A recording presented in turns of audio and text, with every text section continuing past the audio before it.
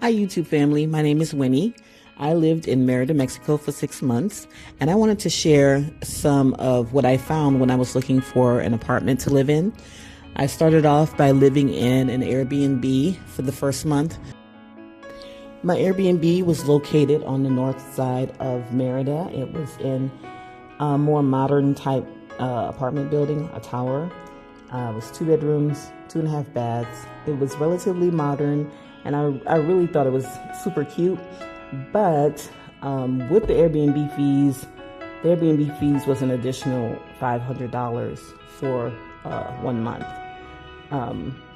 And it had some maintenance issues, so I decided to go ahead and look for an apartment instead of trying to stay there.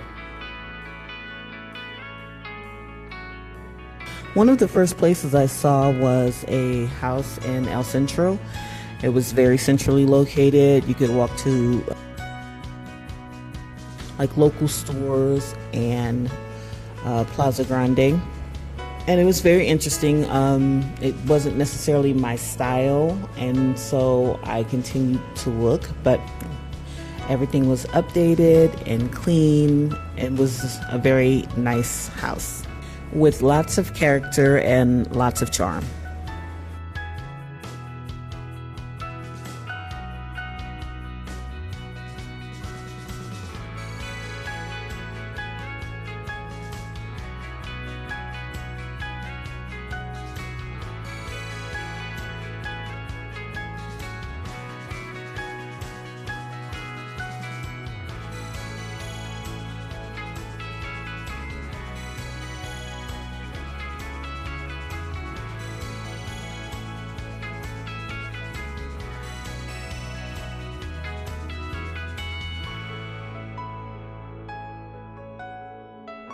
This is the apartment I lived in for 5.5 months.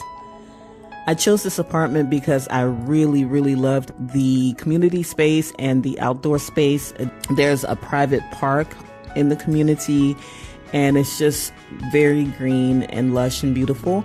And also there are 2 malls within walking distance, and that just sold me on the property itself.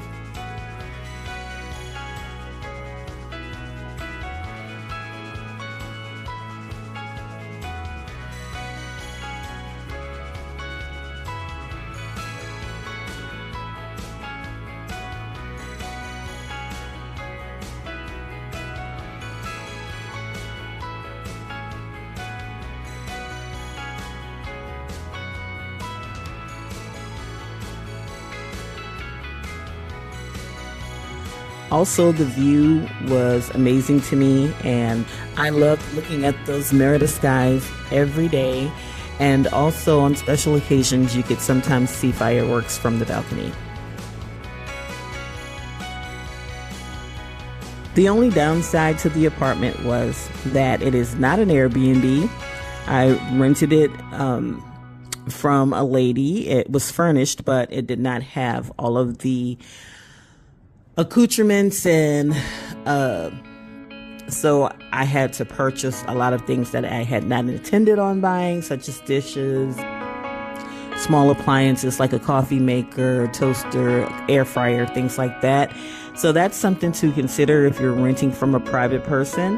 Not all fully furnished apartments have the little things that you will need to live day to day.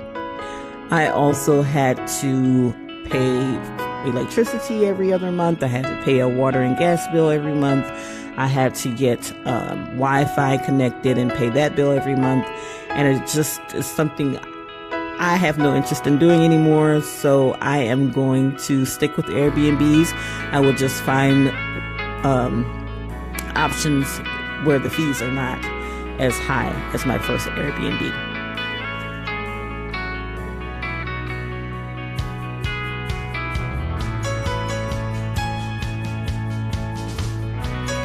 Even after I selected my apartment and moved in, I continued to look at available apartments and properties because I know I'm going to return to Merida, and I just wanted to know what my options were.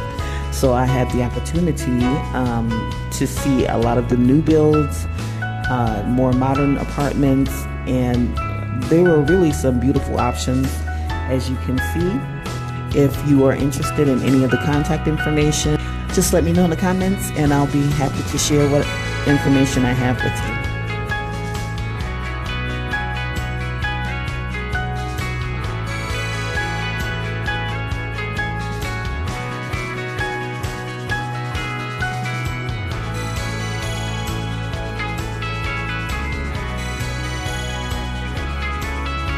This is the Art House property. It was my absolute favorite property out of everything that I have seen.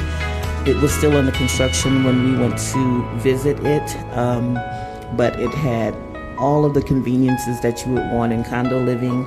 There were cafes and restaurants to be built on the bottom floor, a wine cellar, a library, and it was just absolutely stunning. It's my absolute favorite, and if I decide to live in Merida, I feel like it would be at the top of my list.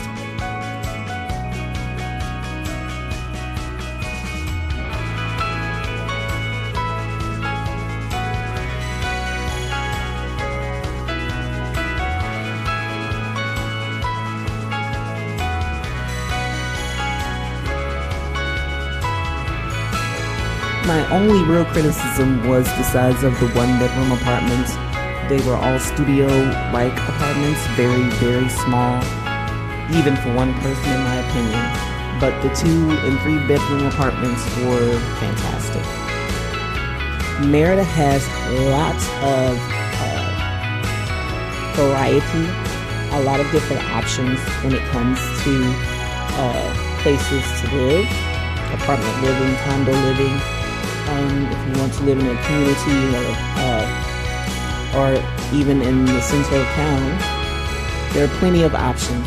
So I gathered a few and decided to share them with you for those people who are interested or considering moving to Merida.